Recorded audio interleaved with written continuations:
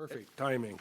Yes, sir, Mr. Mayor. So with that, let's turn to item G2, a time-certain public hearing. This is public hearing number 5, and it's a public hearing to receive input on district boundaries and first reading of ordinance number 997, adjusting the boundaries of the 4 city council districts and adopting a new district map based on the results of the 2020 decennial census. So, Lori, I'll turn it over to you. Thank you, Mr. Gillis and members of the council. Just a brief report for you tonight. This is our 5th hearing with regard to balancing out council districts and following up on the 2020 census. So 5th time we've been through this tonight. You may recall our process. We began with our first public hearing back in the fall. We've had 4 hearings since. Tonight's the 5th. At the last hearing, which was February 2nd, you did consider a draft map and adopt a preferred map that evening, directing us to return tonight for it to be considered as first reading of an ordinance.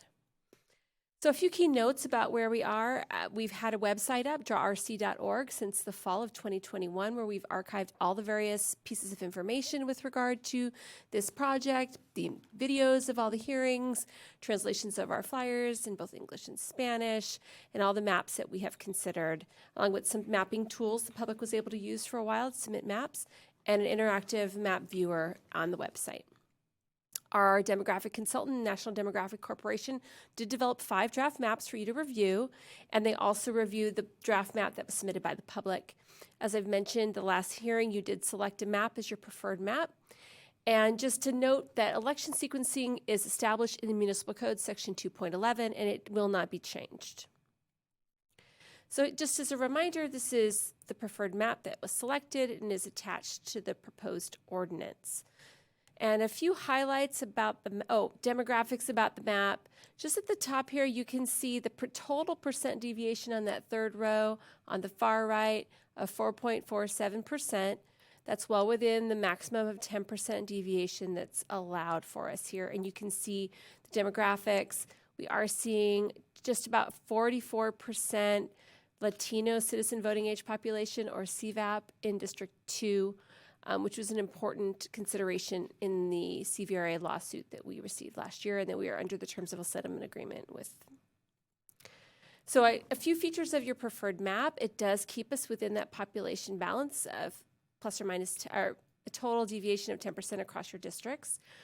The districts are generally geographically compact, which is important, and they do keep together some of our key communities of interest, especially with regard to the Victoria and Terra Vista planned communities. Just given the way population has shifted, it is challenging to try to keep those communities in one district, but generally speaking, we've done that. We've kept them in District 3. We have pushed that boundary of District 2 north to baseline, as indicated in this narrative here, to try to reach that increased Latino CVAP of 44%. And all these various changes did result in some changes in District 4 to better population balance. So overall, fairly modest changes for you from our previous maps that we've adopted. So our recommendation tonight is to conduct the public hearing and close that hearing, and to have first reading of Ordinance 997. So in summary, we're on target to meet our deadlines for the Register of Voters deadline, which is coming up April 17th. Very good. Thank you. Any questions of Lori? We'll now open up the public hearing and take public testimony on this item. Is there any members of the public that would desire to speak on this matter? You have no speaker cards? Speaker cards, Mr. Okay, Mayor. we're going to go ahead then and seeing none, we will close the public hearing on this item. This is our 5th public hearing, as Lori had stated earlier in her report. But I have had, this past week, I've had actually 3 emails, the city manager has them, that were sent to me, and a couple of phone calls about a real small area that's going into District 4 that was originally up until this last map in District 5. So I'd like to have the city manager maybe go through what the requests from these people are. Sure. Lori, can you put the final map back up there? It helps ground us a little bit. Great. Thank you very much. So, if you look at so one of the things that's helpful about this map is the dotted, bless you, The dotted red lines are the current map boundaries.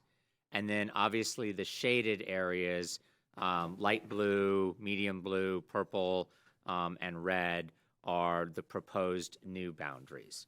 And so if you look at the boundary between District 1 on the upper left-hand side of the map and District 4 on the upper right-hand side of the map, the current boundary, if you will, is Hermosa. It drops down, follows the 210 freeway over, and then comes on down, and that comes down to, I believe that's Baseline there.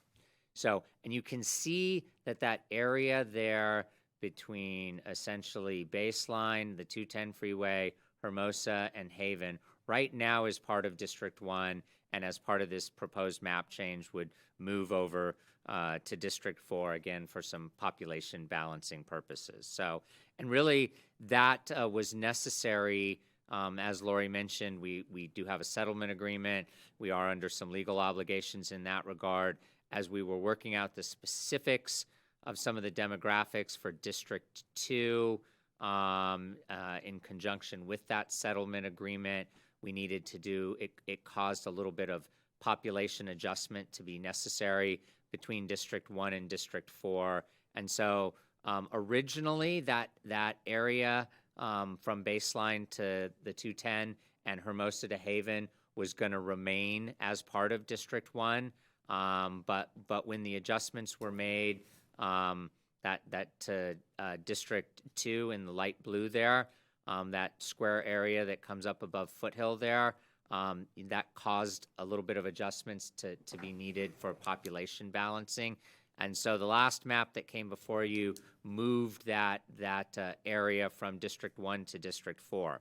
As the mayor mentioned, he received a couple of emails. We've got 3 emails from a William Mitchell, a Paul Aragon, and Zachary Walters.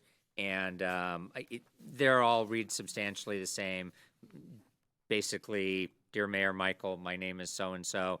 I reside at this address in Alta Loma. I respectfully ask that you and the council reconsider changing our neighborhood from District 4 back to District 1. We're a neighborhood with a community of interest having long ties aligned with District 1. And all of these emails came from a very small portion of that area that I just discussed. Essentially, it is the area bordered by the 210 freeway on the north, Haven on the east, Hermosa on the west, and 19th Street. And so when you actually look at it, it's 2 small, thin rectangular blocks. There are approximately 769 residents that are in there. It is an area where prior to the 210 freeway going through, that's the area where Highland used to curve down. And if you're familiar with Rancho now, Highland, as you are west of Haven, is north of the 210, and as you are east of Haven, is south of the 210. In fact, you know, if you look at it, the freeway does a little jog right there. And so that is important to note that that area is a traditional part of Alta Loma. It also, as the development pattern was done in that area, the tract of homes at Highland and Archibald, clearly in District 1, just a block to the west and a block north, is identical to the one of the tract of homes that's in that area at Hermosa and 19th there. Same developer, same homes. They're virtual mirror images of each other. So there's a traditional development pattern there. There's a traditional area. All of our maps, we're going to keep them in. This last change happened. It caused that adjustment. And now some neighbors from a small subset of that area there, right close to the 210, are saying, hey, we would like to stay in District 1. So when this was brought to our attention, we worked with the city attorney and our demographics firm to run the numbers and see, does this make a substantial difference? Because that's really, I think, the place to start. If it does, it wouldn't even be feasible. It does not, actually. it makes about a 2% difference in the population deviation. So from that 4.47 that Lori talked about to just over, hair over 6%, it doesn't affect any of the demographics of any of the other districts. It's a very small area, so it has no material effect on any of the rest of it. So that being said, it's at the council's discretion. If that's something you're interested in doing, it would be a modest enough change to make. The process would be you've already closed the public hearing tonight. We are required to have the map, the final map published 10 days, I believe it's 10 days, but 7 days before the meeting. And so obviously we don't have that change on this map. So what we would do is we would go back, make the change. It would take like 5 minutes to make. We would publish the new map. We would bring that back at your next meeting on March 16th. You would adopt that map, and then you would have adopted the final map and be done. You don't need to hold another public hearing again if you don't want to. Second reading of the ordinance follows after you adopt the map, so that would just adjust accordingly. We would be finished well within the statutory deadlines and that type of thing. That said, you don't have to make the change, but it is up to you. This is actually like a 500% more public input than we've had on everything else put together. I think we'd received one map from a member of the public several meetings ago. So it may be something that you would wish to consider, but it is up to you. So with that, I'd be happy to answer any questions you have. And if I can clear anything up, just let me know. So. Questions of city manager? Okay, I know that their impetus was a community of interest, and I think John explained that very well. So, John, would we just be giving directions to revise the map to come back for another first reading? It depends on what you choose to do. Okay. If you want to move forward tonight, you have the map, it's been published, you can adopt it, and it's done, and then the next meeting we come back with second reading. If you wish to make that change for those two little blocks there, then what we would do, you would just simply give us direction to bring back that amended map at your next meeting. We would publish it, bring it back at your next meeting, you'd adopt it then, and second reading would follow the first meeting in April. So, Mr. Mayor? Yes. There's also a third option, which is if you just want to see what the other map looks like, we can bring back both maps to the next meeting, and you can make a decision at that time. Okay, is that something the council would like to do, is make an amendment to the map, or would you like to amend it and have this original 105 and the new 105 amended for that little block area to have a discussion of both maps? I feel comfortable making the modification right now based on the public input for staff to come back with an amended map for our consideration in the next meeting. Okay, And I would do the same as well. okay. Sam? I'm in agreement with making the change. And Madam Mayor Pro Tem? I know there's been a lot of work that has gone into this and a lot of back and forth with the attorney. And the intent is to follow the guidelines that have been given to us about drawing these lines. And so a point of clarification, that area, that community of interest, it truly is delineated, so. 19th Street becomes the barrier. It is very different when you cross south of 19th Street there. You have larger lots. That's, for example, where you have Ayamosa House. You've got the school, the park. So the lots are different. They're actually much older. They're not the planned unit development and the smaller stuff that's in there. And absolutely when you cross to Haven, so that's the interesting thing. I mean, really honestly, if you look at it, the development pattern is very consistent, and Haven is the big dividing line. And so, unfortunately, just the way some of this worked originally with the old census numbers, in order to make everything balance, Hermosa wound up being that line. It's now pushed over to Haven. That's more appropriate.